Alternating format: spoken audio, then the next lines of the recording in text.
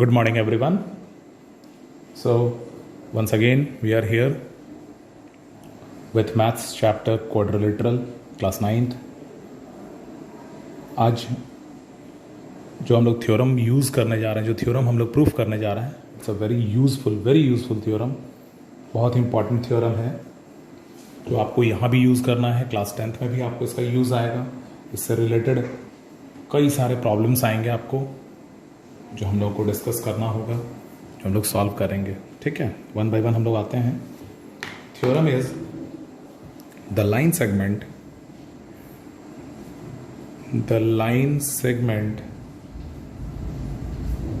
joining the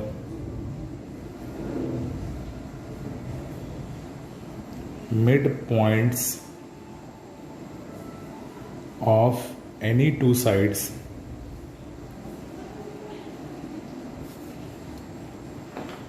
of a triangle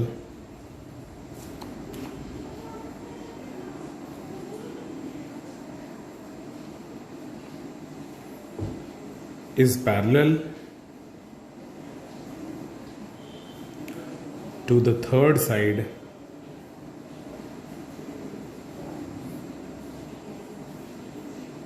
and equal to half of it.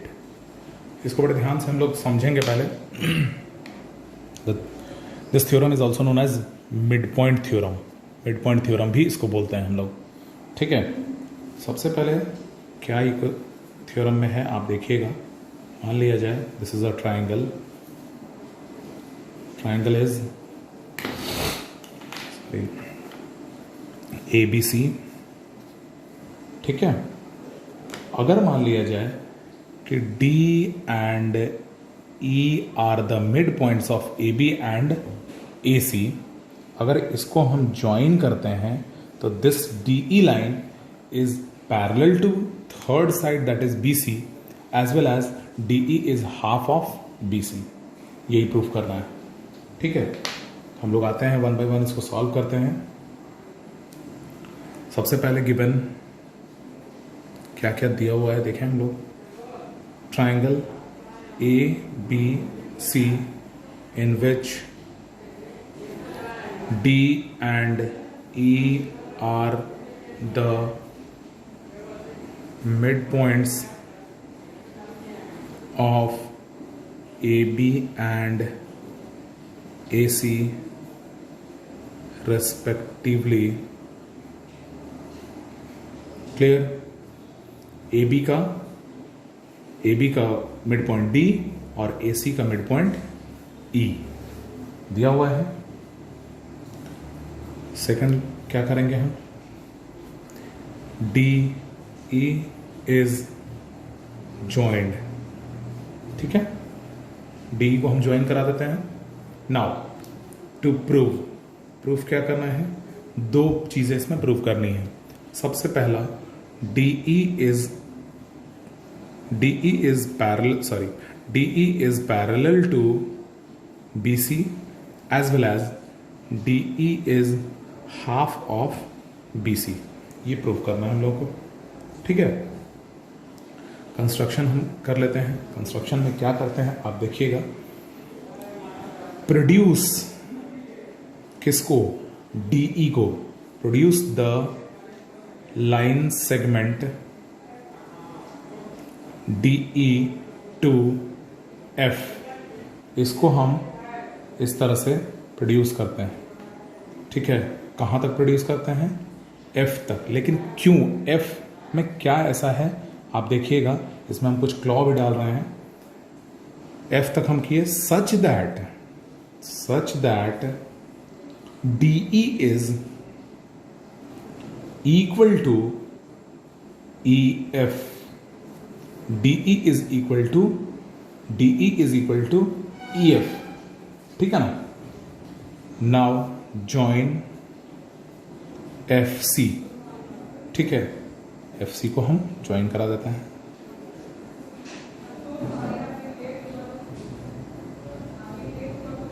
FC को हम join करा दिए. ठीक है, now the next part is we have to prove अब आते हैं हम प्रूफ में सबसे पहले इन दोनों ट्राइंगल्स को कॉन्ग्रुएंट करो। कैसे होगा?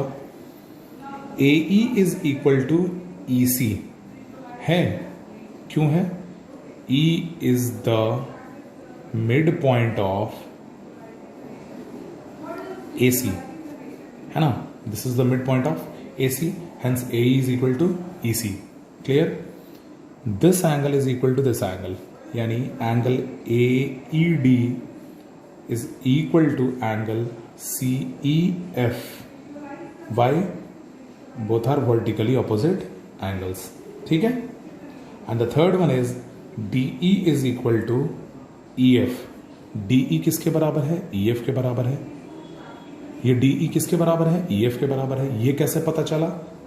क्योंकि हमने इसको कंस्ट्रक्शन में लिया है, बाय कंस्ट्रक्शन। क्लियर? तो आप देखो साइड एंगल साइड से ये दोनों ट्राइंगल कॉन्ग्रुएंट हो गए। तो triangle AED is congruent to triangle CEF, SAS congruence criteria. Clear? Side angle side congruence criteria से हो गया। अब जब ये दोनों ट्राइंगल कॉन्ग्रुएंट हैं तो इसके सारे कोरस्पॉन्डिंग एंगल्स, कोरस्पॉन्डिंग साइड्स, इसके भी कोरस्पॉन्डिंग एंगल और कोरस्पॉन्डिंग साइड्स के बराबर होंगे। तो इससे क्या मिला हमको result? AD will be equal to CF। ये जो साइड है इस साइड के बराबर हो गया। Am I right? अब क्या करना है? अब आप ध्यान से देखोगे, फिगर आपके पास में एकदम होना चाहिए, बेहतर आप समझिएगा। अब आप देखोगे पहले से हमको पता था कि this AD is equal to DB। ये कैसे पता था हमको? क्यों था ये? Because D is the mid point of AB, है ना? D क्या था? मिड पॉइंट ऑफ AB था। इससे क्या मिला? अब आप देखोगे AD जब DB के बराबर है, D is the mid point of AB, और पहले हमने प्रूफ किया है कि AD CF के बराबर है। तो इससे क्या मिल गया कि DB is also equal to CF। पहला बात, ठीक है। दूसरी बात, ये जो एंगल है इस ट्राइंगल का, ये एंगल इस ट्राइंगल के इस एंगल के बराबर होगा और ये एंगल इसके बराबर होगा ना? क्लियर है? नाउ तो ये जो दोनों एंगल्स बराबर हैं और ये पेयर बराबर है, इसको हम लिख लेते हैं angle ADE is equal to angle CFE। ये एंगल इसके बराबर, ध्यान से देखोगे आप, अगर ये एंगल इसके बराबर है, ये लाइन इस और ये लाइन है, इसको अगर ये लाइन इंटरसेक्ट कर रहा है, आप ध्यान से देखोगे, when AD and CF is intersected by DF, so these two angles are alternate interior angles. Angle ADE and angle CFE are alternate interior angles, hence, and alternate interior angles which are equal proved, hence line AD will be parallel to line FC. Line AD will be parallel to FC. Similarly, आप फिर से देखोगे इस figure को, ध्यान से देखिए इस फिगर को, ये फिगर है, दिस इज द फिगर। हम इसको फिर से हम यहां पे बनाने जा रहे हैं, यहां पे लिखने जा रहे हैं। अब नेक्स्ट क्या है, ये एंगल इसके बराबर है, ठीक है ना? अब line AD and CF is intersected by AC, तो angle DAE is equal to angle DAE and FCE are alternate interior angles and equal proved. Hence we can say that this line also, this line once again AD is parallel to CF. अब आप इसमें देखोगे ध्यान से, हमने इसको 2 बार use किया, ठीक है। इसमें आपको 2 बार यूज करने की जरूरत नहीं है। हमने इस पार्ट को भी किया है, हमने इस पार्ट को भी किया है। आप किसी एक को यूज करोगे, एनी वन, ठीक है। आप इस एंगल को लेके इसको पैरेलल कर लो या इस एंगल को लेके इसको पैरेलल कर लो, बात तो बराबर है ना। तो आप किसी एक को यूज करोगे, एनी वन, ठीक है। हमने दोनों समझा दिया आपको।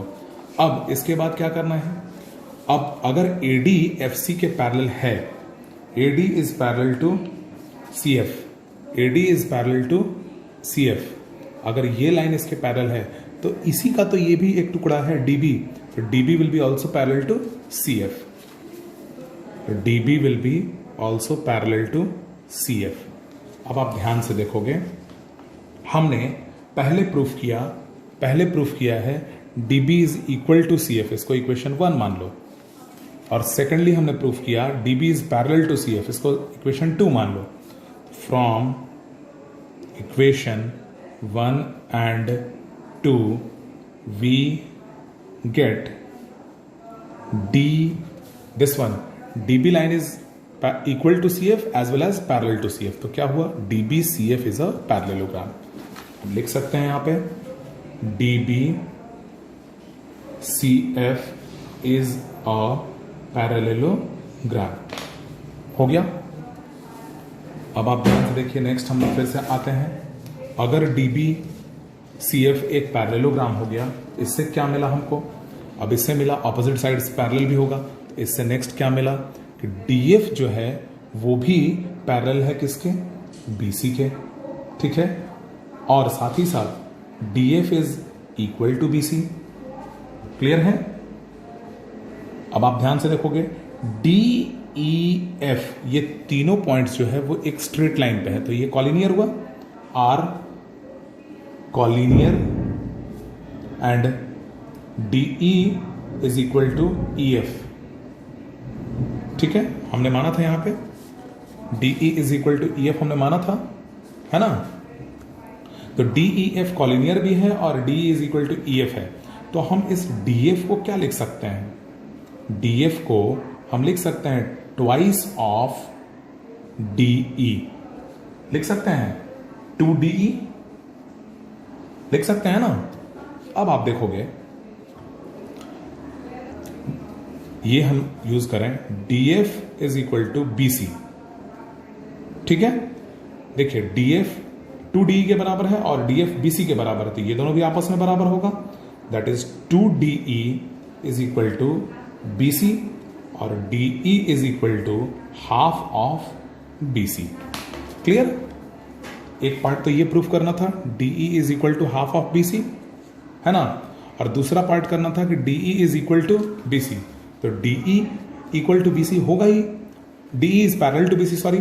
तो अगर DF लाइन पूरा BC के पैरेलल है और DEF कॉलिनियर पॉइंट्स हैं, तो DE भी BC के पैरेलल होगा, hence we can say that DE is also parallel to BC। ये दोनों पार्ट हम लोगों को प्रूफ करना था, जो प्रूफ कर दिया, ठीक है। It's a very important theorem, इसको बार बार रिवाइज करना है, घर में प्रॉपरली ढंग से रिवाइज कर लेना है। क्लियर। तो नेक्स्ट हम आते हैं इसी के कन्वर्स में, इसी का कन्वर्स उल्टा जस्ट, वो क्या है, line drawn through the midpoint of one side of a triangle parallel to another side intersects the third side at its midpoint। ठीक है, इसमें क्या प्रूफ करना है आप देखिए, बहुत ही सिंपल है, उसका जस्ट उल्टा। हम एक ट्राइंगल ले लेते हैं। This triangle is ABC, ABC। The line drawn through the mid point of one side, मान लिया जाए कि ये D मिड पॉइंट है। ठीक है, इससे हमने एक line drawn through the mid point of one side of a triangle parallel to another side. ये दिया हुआ है यहां पे कि अगर DE is parallel to BC, intersect the third side at its mid point. आपको प्रूफ करना है कि E is the mid point. Clear है? तो हम लोग आते हैं, इसको भी सॉल्व कर लेते हैं, प्रूफ कर लेते हैं। यहां पे क्या गिवन है? गिवन है triangle ABC in which D is the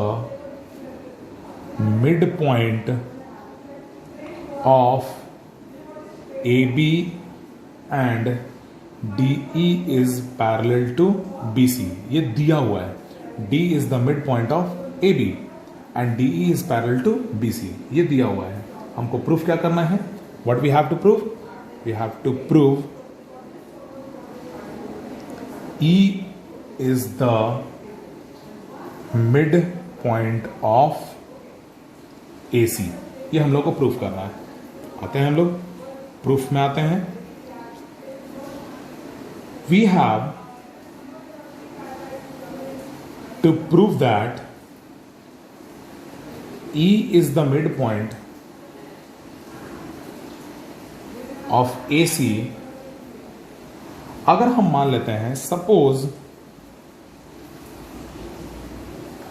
E be not the mid point of AC। ठीक है, हम लोग सपोज कर लेते हैं कि E मिड पॉइंट नहीं है। वो तो प्रूफ करना है, इसलिए हम लोग मान लेते हैं कि E मिड पॉइंट नहीं है।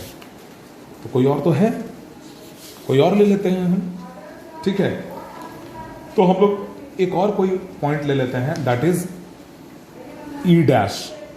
मान लिया जाए कि E डैश हम ले लेते हैं, this is the mid point of AC। ठीक है, E सपोज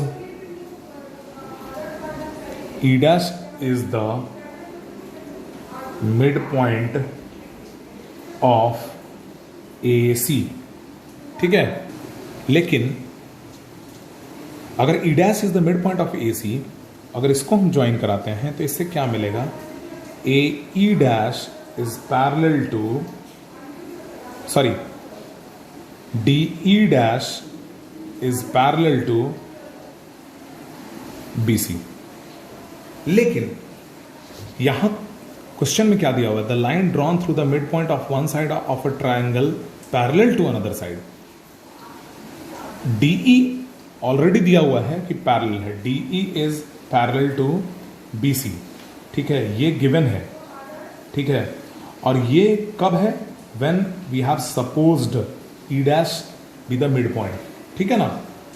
तो अब आप देखोगे DE dash is parallel to BC, हमने अभी प्रूफ किया E डैश को सपोज करने पे, और DE पैरेलल है BC के, ये गिवन है। तो इसका मतलब है कि ये दोनों लाइन, इसको फर्स्ट इक्वेशन मानते हैं, इसको सेकंड इक्वेशन मानते हैं, तो इससे क्या मिलेगा? From equation 1 and 2 we get that two intersecting lines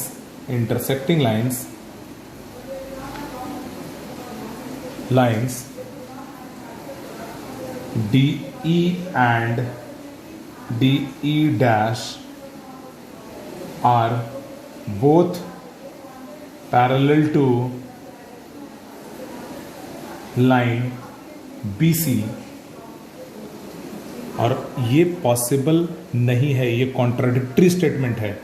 आपको अगर रफ में आप चेक करोगे, इज इट पॉसिबल यहाँ से अगर ये एक लाइन है तो ऐसा कहीं दो लाइन पैरेलल हो सकता है क्या? इसके पैरेलल ये भी है, इसके पैरेलल ये भी।